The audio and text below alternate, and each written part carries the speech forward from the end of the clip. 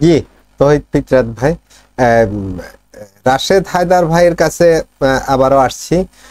রাশেদ ভাই, বাংলাদেশে জাতিসংঘের আবাসিক প্রতিনিধি হয়ে আসছেন রিচার্ড হাওয়ার্ড।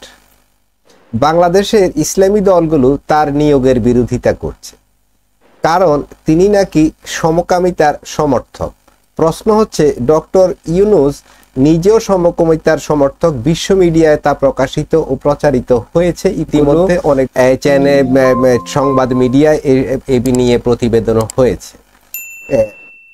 তারা আমাদের ইসলামিস্টরা ডক্টর ইউনূসের বিরোধিতা করছে না কেন? রাশেদ হায়দার মিউট আছেন?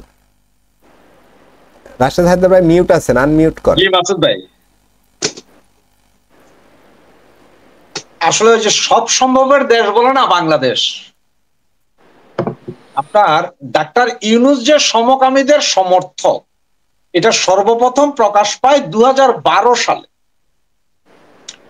2012 সালে আফ্রিকার কোন একটা দেশ, আমি সঠিক মনে নেই আমার, সমকামিতার অভিযোগে 16 জনকে ফাঁসি দেওয়া হয়েছিল। তখন সারা বিশ্ব থেকে 7 জন নোবেল বিজয়ী এটার প্রতিবাদ জানিয়ে চিঠি লিখেছিল। সেটার মধ্যে একজন হচ্ছে যে আমাদের Nobel laureate doctor Mohammad Yunus, এবং উনি 2013 সালে ওনার বিচার চাইয়ে সারা বাংলাদেশ অন্তত 500টা মিছিল মিটিং করেছিল এই হুজুরেরা, বিভিন্ন কাউমি মাদ্রাসা বিভিন্ন জন। 2016 সালে ডাক্তার মোহাম্মদ ইউনূস এবং ওনার মেয়ে প্যারিসের সেন্ট মিশেল একটা জায়গা আছে, সেন্ট মিশেল, ওখানে আরিয়ার সি চলে এবং মেট্রো লাইন 10 চলে। সেন্ট মিশেল খুব পপুলার জায়গা, মানে টুরিস্ট স্পট, এবং ওটা হচ্ছে খুব পপুলার জায়গা প্যারিসের একদম নাভির ভেতরে। ওই জায়গায় প্রতি বছর সমকামীদের একটা বিশাল র্যালি হয়, পৃথিবীর বিভিন্ন জায়গা থেকে সমকামীরা আসে। তুনে সেন্ট মিশেল 25 বুলভার্ড সেন্ট মিশেলের সামনে উনি এবং ওনার মেয়ে ওখান থেকে ওই মিছিলে জয়েন করে, প্রায় 10 মিনিট হাঁটে ওদের সাথে, আরো কিছু লোকজন ছিল।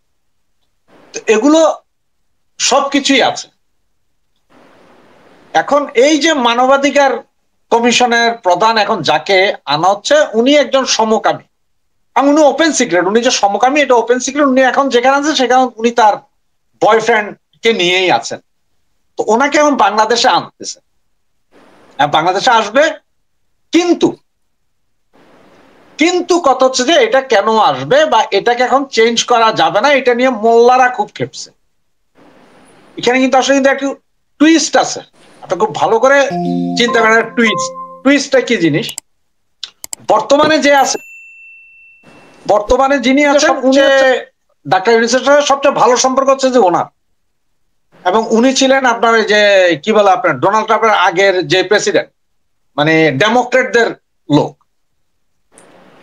আর ডোনাল্ড ট্রাম্প যখন আসছে, তাহলে Donald Trump total set up change করবে বিভিন্ন জায়গায়, উনি ওনার লোক বসাবেন।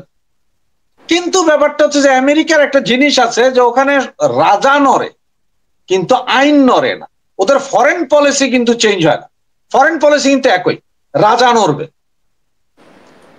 এখন এই ভদ্রলোক তো এখানকার সব জানে, এই ভদ্রলোকের আমল থেকেই শুরু হয়েছে কিভাবে রেজিম চেঞ্জ, এই ভদ্রলোকই শুরু করছে কিভাবে বন্দর নিবে, এই ভদ্রলোকই শুরু করছে কিভাবে করিডোর দিবে, বাকি এই ভদ্রলোকই সবকিছু জানে।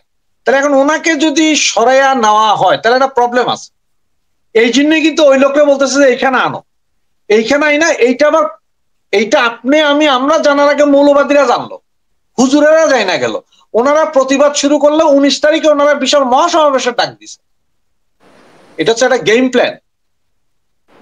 আগে ওদের বলছে যে এরে আনবো, তার মানে আসলে এই ব্যাটারা এখান থেকে নাড়াবে না, কারণ এখন যে আছে তারে নাড়াইলে তো আবার এই লোক আইসে এগুলো গুছাই উঠতে আরো 2-3 মাস লাগবে। সুতরাং এটা দিয়ে একটা এমন একটা হাইপ তৈরি করে দেওয়া হলো যে মানে তোমরা এটা আন্দোলন করো, আমরা এটা ডাক্তার ইউনূসের কাজ। কিন্তু আবার ডাক্তার ইউনূস বলছে তোমরা এটা আন্দোলন করো, মানুষ যদি আন্দোলন করে, কারণ বাংলাদেশকে চাইছে যে অমুক লোক পাঠাবো, যদি বলে যে না ওরা আনতে পারবেন না কারণ আমার এখানে মানুষ চায় না, এটার সমস্যা হবে, তখন ওরা পাঠাবে না। তাহলে আগের জন স্থির থাকে, আগের জনকে যাতে স্থির রাখা যায়, এই ঘটনা ঘটানো হয়েছে। তাও এখন ডাক্তার ইউনূসকে দিয়া, ডাক্তার ইউনূসই এদের আগেই খবর দিয়ে, যেমন যে পদত্যাগ নাটক, যেমন ওই যে আপনার ইয়ে দিয়ে বলছিল, ঠিক সেম কাহিনী। পেপার পত্রিকা আমরা জানার আগেই জানা গেছে মৌলবাদী গোষ্ঠী, যে বাবারা তোমরা বলো যে এরা, কিন্তু ডাক্তার ইউনূসকে নারায়ণের জন্য বলবে না। উনি যদি কালকে যদি কেউ আইসা এদের বলে যে আমি নিজ চোখে দেখছি ডাক্তার ইউনূস নিজেই সমকামী, উনি পুরুষ নিয়ে ঘুরে, তারপরে ডাক্তার ইউনূসের সম্পর্কে বলবে না। তার কারণটা কি জানেন? আজ থেকে ঠিক 10 মাস আগে আমাদের মৌলানারা মুখে ফেনা তুলছে, সুদ সুদ সুদ সুদ সুদ। তারেক মনোয়ার এমন কথাও বলছে যে এই দেশের মহিলাদেরকে সবচেয়ে বেশি ধর্ষণ করাইছে সুদের মাধ্যমে ডাক্তার ইউনূস। আর এখন কি বলে? ডাক্তার ইউনূস তো আমার কাকা কয়, আল্লাহ তারে সারা জীবন বাঁচায় রাখ, এখন সুদ হালাল। সুতরাং ওনার বিরুদ্ধে এটা বলবে না, কারণ এটা তো আনছেই এই ডিপ স্টেটে। সব খেলাই ভাই এইখানে টোটাল রাজনৈতিক চাল। তবে এটা রাজনৈতিক চাল বলতে নোংরা রাজনীতি, আবার নীতির সাথে যদি নেন তাইলে হবে না। এটা হচ্ছে নোংরা রাজনীতি, রিজিম চেঞ্জের রাজনীতিটা। এই জন্য ডাক্তার বলবে না, কারণ আপনার দেখেন মিছিল মিটিং হবে, ওই লোক আসতেছে না। আমরা মনে করতেছি যে হয়তো আসবে, কিন্তু না, ওই লোকটা আনবেন। আগের যিনি আছেন উনিই থাকবেন।